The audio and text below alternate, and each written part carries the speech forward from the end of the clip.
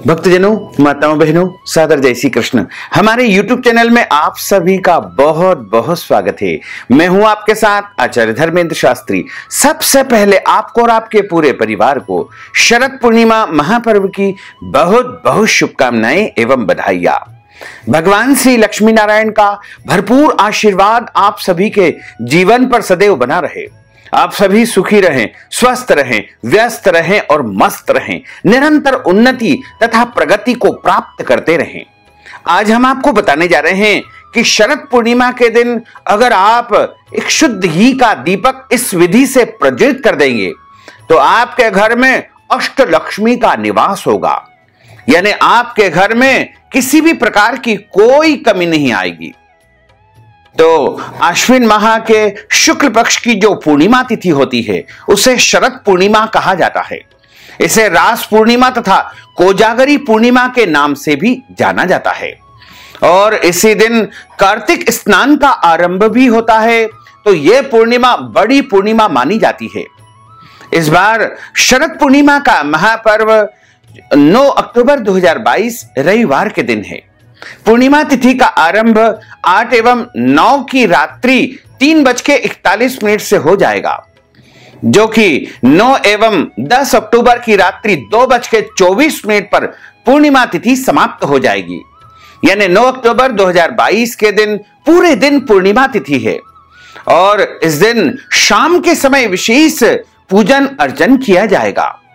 शाम को चंद्रोदय का समय 5:51 पर होगा। हमारे धर्म ग्रंथों और पुराणों में ऐसा लिखा हुआ है कि जब देवताओं तथा दानवों ने मिलकर के समुद्र मंथन किया था और उसमें से जो 14 रत्नों की उत्पत्ति हुई थी उसमें से महालक्ष्मी का भी प्रागट्य हुआ था। महालक्ष्मी का प्रागट्य आश्विन माह के शुक्ल पक्ष की पूर्णिमा तिथि यानी शरद पूर्णिमा को हुआ था।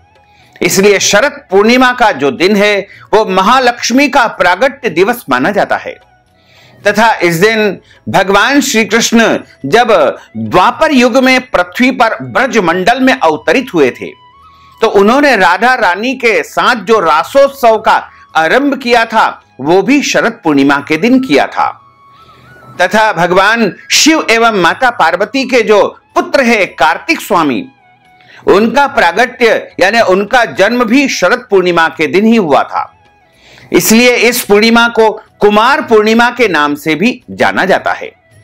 तो शरद पूर्णिमा, कोजागरी पूर्णिमा, रास पूर्णिमा एवं कुमार पूर्णिमा का जो महापर्व है वो 9 अक्टूबर 2022 को है और यह दिन परम सिद्धिदायक माना जाता है। इस बार शरद पूर्णिमा पर कुछ विशेष संयोग बन रहा है क्योंकि इस बार शरद पूर्णिमा के दिन गुरु एवं चंद्रमा दोनों ही मीन राशि में विराजित रहेंगे। मीन राशि चूंकि देव गुरु बृहस्पति के स्वामित्व वाली राशि है, इसलिए शरद पूर्णिमा के दिन गज केसरी नामक महासंयोग निर्मित होगा। इसी के साथ इस दिन सर्वार्थ सिद्धि योग भी निर्मित हो रहा है और ग्रहों के राजा सूर्य देव के वार रविवार के दिन पूर्णिमा तिथि आना अपने आप में एक बड़ा और अद्भुत महासंयोग निर्मित हो रहा है। इस दिन यदि आप चाहें तो कोई भी नया काम शुरू कर सकते हैं। भूमि, भवन, वाहन की खरीदारी कर सकते हैं या फिर नए घर में आप गृह प्रवेश भी कर सकते हैं या कोई भी शुभ या मांगलिक कार्यक्रम यदि आपको संपादित करना है तो शरद पूर्णिमा का दिन अति उत्तम रहेगा। साथ ही हमारे धर्म ग्रंथों और पुराणों में लिखा हुआ है कि इस रात माता महालक्ष्मी पृथ्वी पर भ्रमण करने आती है और देखती है कि कौन कौन भक्त जाग रहा है।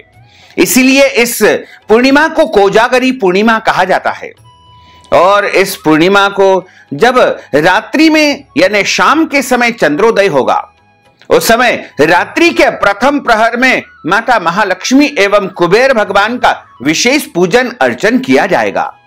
जिस प्रकार हम दीपावली की रात्रि में माता लक्ष्मी का पूजन करते हैं उसी विधि से इस रात्रि में भी माता महालक्ष्मी एवं कुबेर भगवान का विशेष पूजन अर्चन करना चाहिए। इस दिन विशेष रूप से चंद्रमा की चांदनी में यानी चंद्रमा की रोशनी में खीर या फिर केसर युक्त दूध बना करके उसको रखा जाता है और उसको सेवन किया जाता है। तथा धर्म ग्रंथों और पुराणों में लिखा हुआ है कि चंद्रमा अपनी संपूर्ण कलाओं से युक्त होकर के पृथ्वी पर अपनी पवित्र रोशनी बिखेरते हैं, और उस रोशनी में जब हम दूध अथवा खीर रखते हैं और उसको प्रसाद रूप में स्वयं ग्रहण करते हैं, तो हमें जो है आरोग्यता की प्राप्ति होती है, यानी हमारे शरीर के समस्त रोगों का जो है शमन हो जाता है और हमारा शरीर सुखी रहता है, और माता महालक्ष्मी की अपार कृपा हमें प्राप्त होने लगती है। क्योंकि शरद पूर्णिमा की जो रात्रि होती है, उस रात्रि में चंद्रमा से अमृत बरसता है।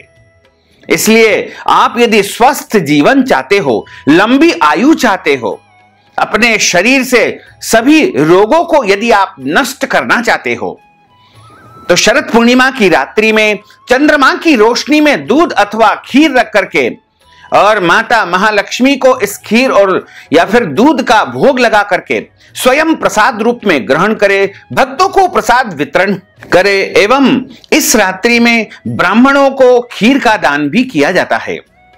शरद पूर्णिमा के दिन जिस प्रकार आप दीपावली के दिन तैयारी करते हैं, उसी प्रकार पूरे घर को अच्छी प्रकार से साफ सुथरा करके, लिपाई पुताई करके और मुख्य द्वार पर जल छिड़क करके रंगोली बनाना चाहिए। और रंगोली बनाने के बाद मुख्य द्वार के ऊपर आम के पत्ते की या पुष्पमाला की बंदरवार भी हमको बांध देना चाहिए।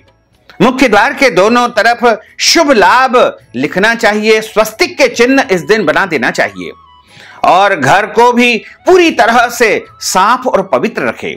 घर में कहीं भी कूड़ा करकट बिल्कुल न रखें, और घर में जो भी रद्दी सामान है, जो भी कबाड़े का सामान है, वो आप शरद पूर्णिमा के पहले ही घर से हटा देवे, तथा अपने पूजा घर को भी परम पवित्र और साफ सुथरा कर लेवे।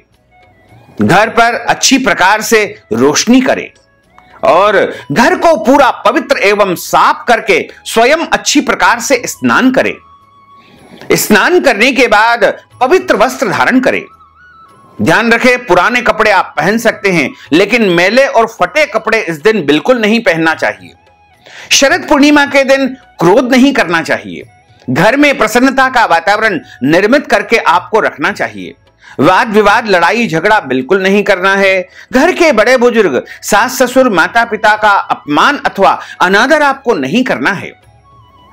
तथा इस दिन किसी भी परिस्थिति में आपको अपने घर की लक्ष्मी, यानी घर में जो भी स्त्रियां होती है, उनका अपमान नहीं करना है, उनका अनादर नहीं करना है, उनका दिल नहीं दुखाना है। वैसे तो स्त्रियों का, महिलाओं का कभी भी अपमान नहीं करना चाहिए, कभी भी उनका दिल नहीं दुखाना चाहिए, क्योंकि धर्म ग्रंथों में लिखा हुआ है कि जहां पर नारी की पूजा होती है, वहां पर लक्ष्मी का निवास होता है। तो आप शरद पूर्णिमा के दिन अपने घर में प्रेम का वातावरण निर्मित करके रखें, तथा इस दिन स्वयं भी जो है तन मन से पवित्र रहे और पूरा घर साफ सुथरा रहे। उसके बाद शाम के समय यदि आपने दिन में स्नान कर लिया है और आप चाहते हैं कि शाम को भी पवित्रता के साथ पूजन करना चाहिए, तो आप स्नान करके पूजन कार्य आरंभ करें। और यदि स्नान नहीं करना चाहते हैं तो जल छिड़क करके अपने दोनों कानों को धो करके, हमारे शरीर में जो कान होते हैं वो हमारे शरीर के गुरु होते हैं, इसलिए आप यदि किसी परिस्थितिवश स्नान नहीं कर पाते हैं, नहाने का आपका जो है मन नहीं करता है, या फिर कोई रोग या पीड़ा आपके शरीर में है, तो आप कान धोकर भी स्नान का पुण्य फल प्राप्त कर सकते हैं। तो आप शाम के समय पवित्र अवस्था में अपने घर के मुख्य द्वार पर दीपक प्रज्वलित करें, और जिस प्रकार हम दीपावली पर दीपक लगाते हैं, उसी प्रकार आपको अपने घर में रोशनी करना चाहिए, दीपक जलाना चाहिए।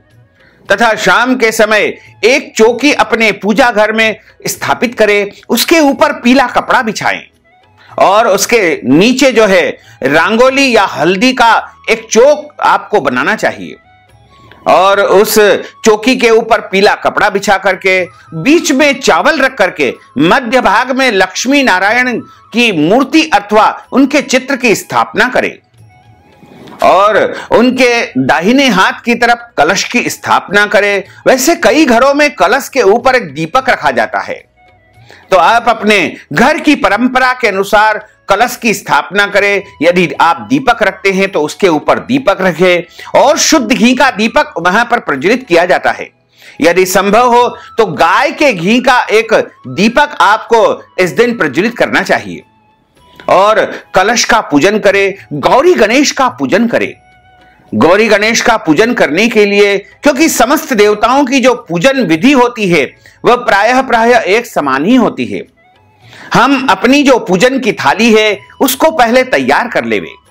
उसमें आपको रोली, चावल, अबीर, गुलाल, हल्दी, मेहंदी, सिंदूर, कपूर और बिल्वपत्र, पीले पुष्प और हल्दी में रंगे हुए पीले चावल या केसर में रंगे हुए पीले चावल आपको थाली में रखना है तथा आपको अपनी थाली में कलावा या मौली अथवा जिसे रक्षा सूत्र भी कहा जाता है, भगवान गणेश जी को चढ़ाने के लिए जनेऊ जोड़ा और दूर्वा भी आपको रखना चाहिए और भगवान नारायण को चढ़ाने के लिए तुलसी जी के पत्ते भी आपको रख लेना चाहिए। क्योंकि शरद पूर्णिमा के दिन रविवार का दिन है और रविवार के दिन तुलसी जी के पत्ते नहीं तोड़ना चाहिए, तो आप इस दिन जो है तुलसी के पत्ते बिल्कुल ना तोड़े। एक दिन पहले ही तुलसी जी के पत्ते आपको तोड़ करके रख लेना चाहिए, क्योंकि बिना तुलसी जी के नारायण की पूजा अधूरी मानी जाती है। और रविवार के दिन तुलसी माता को जल दे सकते हैं, तुलसी माता का पूजन अर्चन भी कर सकते हैं, लेकिन इस दिन आपको तुलसी पत्र नहीं तोड़ना चाहिए। एक दिन पहले ही तुलसी जी के पत्ते आप तोड़ करके रख लीजिएगा। तुलसी जी के पत्ते कभी भी बासी नहीं होते हैं, बार बार धोकर भी आप तुलसी जी के पत्ते जो चढ़े हुए हैं उनका उपयोग करके पुनः पुनः उनको चढ़ा सकते हैं। तथा इस दिन आप सबसे पहले गौरी गणेश का पूजन करें और जो दीपक आपने प्रज्वलित किया है उनका पूजन करें, कलश का पूजन करें, भगवान लक्ष्मी नारायण का पूजन करें, श्री यंत्र का भी इस दिन आप पूजन अर्चन कर सकते हैं। इसके अलावा भगवान कुबेर का भी इस रात्रि में पूजन करने का विशेष विधान है। इन सब देवताओं का पूजन करने के बाद माता महालक्ष्मी का अच्छी प्रकार से पूजन अर्चन करें तथा उनकी आरती उतारे एवं शरद पूर्णिमा की कथा का श्रवण करें। और इस दिन जो है माता महालक्ष्मी को केसर युक्त गाय के दूध की जो है खीर बनाने का विधान है। अगर गाय का दूध आपको नहीं मिल पाता है तो जो भी दूध मिले उसका ही आप उपयोग करके और उस खीर का निर्माण करें। खीर में अच्छी प्रकार से ड्राई फ्रूट्स, मेवा इत्यादि डाल देवे। केसर भी इस रात्रि में खीर में डालना चाहिए। या फिर आप खीर नहीं बना सकते हैं तो दूध में केसर डालकर और दूध को अच्छी प्रकार से ठंडा करके पहले माता महालक्ष्मी को और समस्त देवताओं को तुलसी पत्र रख करके भोग लगाएं और उसके बाद चंद्रमा की रोशनी में इस खीर अथवा दूध को आपको रखना चाहिए। और उसके बाद आरती पूजा करने के बाद इस खीर के प्रसाद को परिवार के साथ ग्रहण करना चाहिए तथा स्वयं भी इस प्रसाद को ग्रहण करना चाहिए। इस दिन आप जो दीपक प्रज्वलित करते हैं वो दीपक माता महालक्ष्मी के सामने अखंड रूप से आपको प्रज्वलित करना चाहिए। वैसे तो शुद्ध घी का दीपक आपको लगाना चाहिए और यदि आपके पास कोई और घी है तो उसमें आप थोड़ी सी केसर या हल्दी भी डाल सकते हैं। ऐसा शुद्ध घी का दीपक आप प्रज्वलित करके दीपक का पूजन करें तथा घर के मुख्य द्वार पर या अन्य स्थानों पर भी आपको जिस प्रकार हम दीपावली पर दीपक लगाते हैं उसी प्रकार दीपक प्रज्वलित करना चाहिए। और इस रात्रि में जिस प्रकार हम माता महालक्ष्मी को अन्य पदार्थों का भोग लगाते हैं जैसे पूड़ी, भजिया, हलवा, खीर इत्यादि जो भी आप बनाना चाहें समस्त प्रकार के भोग माता महालक्ष्मी के लिए आप जरूर तैयार करें और धूमधाम के साथ में माता महालक्ष्मी का आवाहन करें। साथ ही शरद पूर्णिमा की रात्रि में माता महालक्ष्मी का आगमन होगा, तो आप प्रयास करें कि इस रात्रि में पूरी रात अखंड दीपक जला करके आप अपने पूजा स्थल पर जरूर रखें और यह अखंड दीपक जो आप जला रहे हैं वो शुद्ध घी का दीपक होना चाहिए। इसमें चूंकि नारायण और लक्ष्मी एक साथ बैठे हैं, तो आप लंबी बत्ती अथवा गोल बत्ती दोनों में से कोई भी बत्ती का उपयोग करके शुद्ध घी का अखंड दीपक पूरी रात अवश्य जलाएं तथा मुख्य द्वार पर रोशनी रखें। यदि संभव हो तो आप रात्रि में जागरण करें। जब आप पूरी रात जागते हैं तो मुख्य द्वार को खुला रखें, और यदि नहीं जाग पाते हैं तो मुख्य द्वार को आपको बंद करके रखना चाहिए। और पूरी रात जब आप जागेंगे तो आप माता महालक्ष्मी का जो बीज मंत्र है, ओम महालक्ष्मी नमः, ओम श्रीम ह्रीम श्रीम कमले कमलालये प्रसीद प्रसीद, ओम श्रीम ह्रीम श्रीम ओम महालक्ष्मी नमः, इस महामंत्र का जाप भी कर सकते हैं। इसके अलावा इस रात्रि में कनकधारा स्तोत्र का पाठ करने से आपके घर में दशों दिशाओं से जो है अष्ट लक्ष्मी का आगमन होगा। और आप चाहें तो श्री सूक्त का पाठ भी शरद पूर्णिमा की रात्रि में कर सकते हैं तथा इस रात्रि में बिल्व फल और कमल गट्टे से हवन यदि आप करते हैं तो आपके घर में अपार लक्ष्मी और धन दौलत की प्राप्ति होगी। तथा इस रात्रि में केसर वाले दूध से यदि आप माता महालक्ष्मी को स्नान कराएंगे तो माता महालक्ष्मी अत्यधिक प्रसन्न होगी तथा आपको मनचाहा फल प्रदान करेगी। तो आप इस दिन भगवान गौरी गणेश के साथ कलश का पूजन करें, दीपक का पूजन करें, लक्ष्मी नारायण भगवान का पूजन करें और कुबेर भगवान का पूजन करें, श्री यंत्र का पूजन करें, कुबेर यंत्र का पूजन करें, धन वृद्धि यंत्र का पूजन करें। और जो जो भी आपके लिए संभव हो वो विधि विधान आपको शरद पूर्णिमा की रात्रि में अवश्य करना चाहिए। लेकिन ध्यान रखें, इस दिन आपको किसी भी परिस्थिति में मसूर की दाल भोजन में निर्माण नहीं करना है। इस दिन मसूर की दाल नहीं खाना चाहिए तथा शरद पूर्णिमा के दिन में अथवा रात्रि में लहसुन प्याज मांस मदिरा का भी उपयोग बिल्कुल नहीं करना चाहिए। अंडे इत्यादि जो भी अभक्ष्य भक्षण माने जाते हैं उनका उपयोग इस रात्रि में अथवा दिन में आपको बिल्कुल नहीं करना चाहिए। और इस दिन आपको भोजन में यानी रसोई घर में जो झूठन होती है वो पूरी तरह से साफ सुथरा करके ही आपको भोजन तैयार करना चाहिए। और चूंकि इस रात्रि में भगवान श्री कृष्ण ने राधा रानी के साथ में रासोत्सव किया था, यानी ब्रज मंडल में सबसे पहली बार यदि रास का आयोजन हुआ था तो वो शरद पूर्णिमा की रात्रि में ही हुआ था।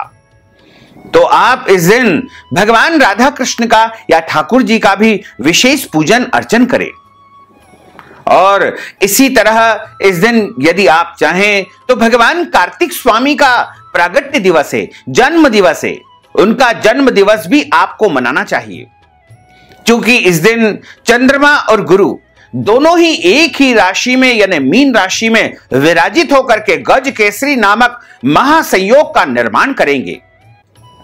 तो ऐसे महासंयोग में अगर आप कोई भी उपाय करेंगे, सिद्धि साधना करेंगे, मंत्र जाप करेंगे तो वह सिद्ध हो जाएगा। क्योंकि तुलसीदास जी ने रामचरितमानस में स्पष्ट शब्दों में लिखा हुआ है कि मंत्र महामणि विषय व्याल के मेटत कठिन कुअंक भाल के, यानी मंत्र एक प्रकार की महामणि है।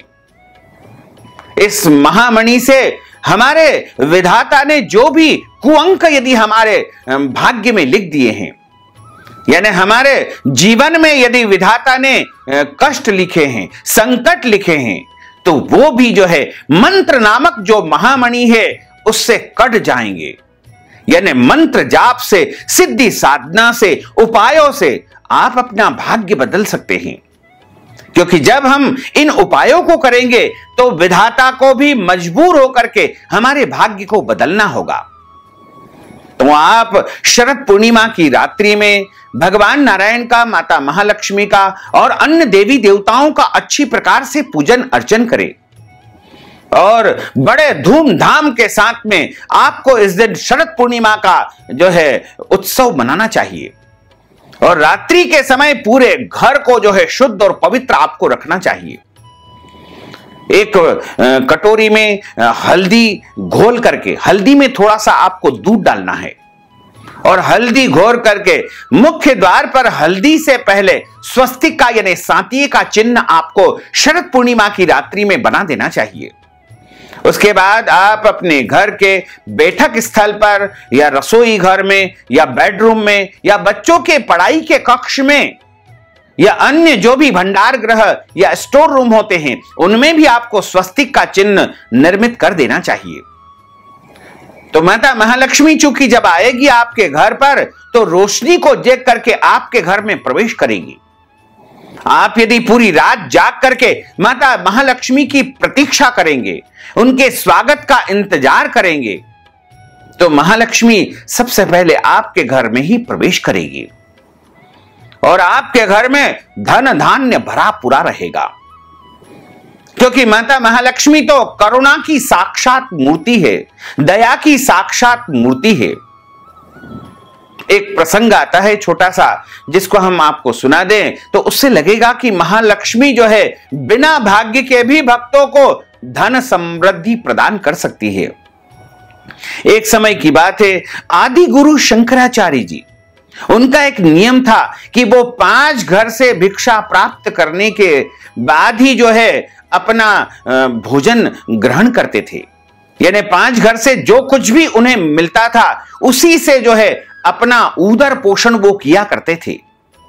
उनका यह नियम था और प्रत्येक दिन की भांति उस दिन भी जो है आदि गुरु शंकराचार्य 5 घरों पर भिक्षा वृत्ति के लिए गए। लेकिन उस दिन कुछ ऐसा संयोग बना कि 4 घरों से उन्हें कुछ भी प्राप्त नहीं हुआ। 5वें घर जैसे ही वह पहुंचते हैं तो वहां पर देखते हैं कि एक माता यानी एक बूढ़ी अम्मा जो है बहुत दीन अवस्था में है, बहुत गरीब अवस्था में है।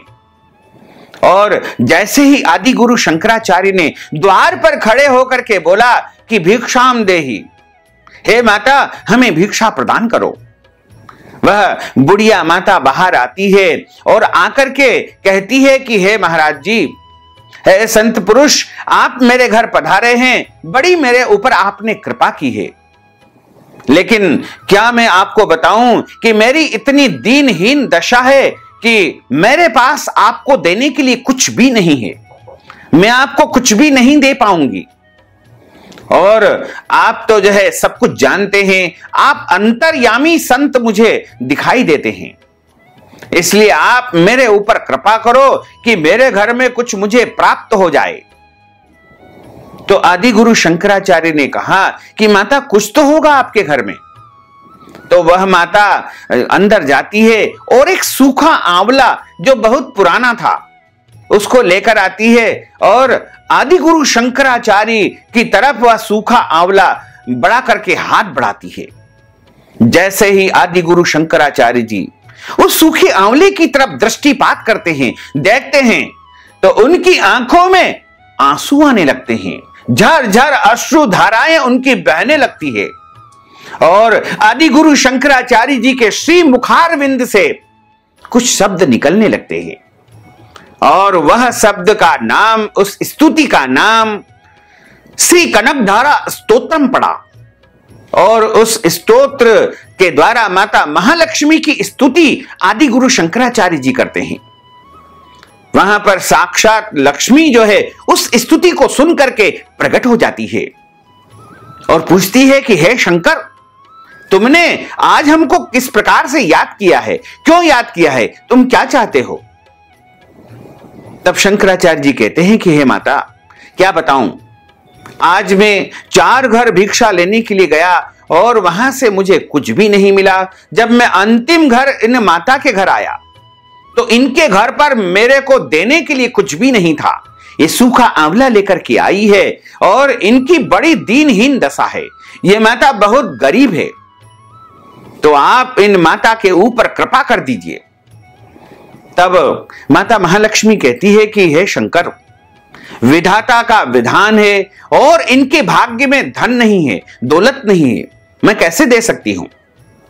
तब आदि गुरु शंकराचार्य उनकी स्तुति करते हैं और आंखों से आंसुओं की धारा आदि गुरु शंकराचार्य की बहने लगती है और उनके आंसुओं को देख करके, उनकी स्तुति को सुन करके माता महालक्ष्मी प्रसन्न हो जाती है और बिना भाग्य के ही उस बुढ़िया माता के घर में धन की वर्षा करती है, स्वर्ण की वर्षा करती है, कनक की वर्षा करने लगती है और अपार धन दौलत उस बुढ़िया के घर में बरसने लगती है और उसका घर पूरा धन ही धन से भर जाता है।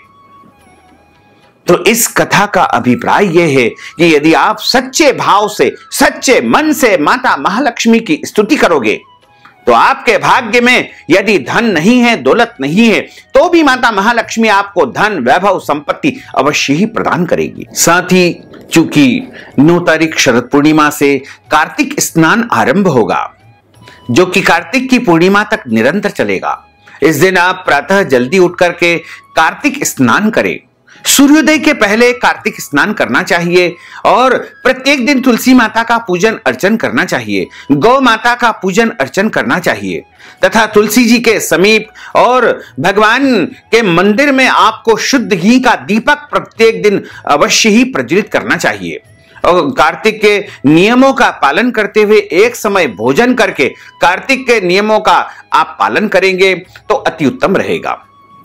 तो भक्तजनों, माताओं, बहनों, अगर आप शरद पूर्णिमा के निमित्त कोई भी दान दक्षिणा प्रदान करना चाहते हैं या शरद पूर्णिमा की कथा हमारे माध्यम से सुनना चाहते हैं तो आप जो है हमारे चैनल पर अवश्य ही श्रवण करें। साथ ही शरद पूर्णिमा के निमित्त कोई भी नगद राशि यदि आप प्रदान करना चाहते हैं तो हमारे पेटीएम के माध्यम से, गूगल पे के माध्यम से, फोन पे के माध्यम से या अकाउंट नंबर के माध्यम से नगद राशि पहुंचा करके शरद पूर्णिमा का संपूर्ण पुण्य लाभ प्राप्त कर सकते हैं।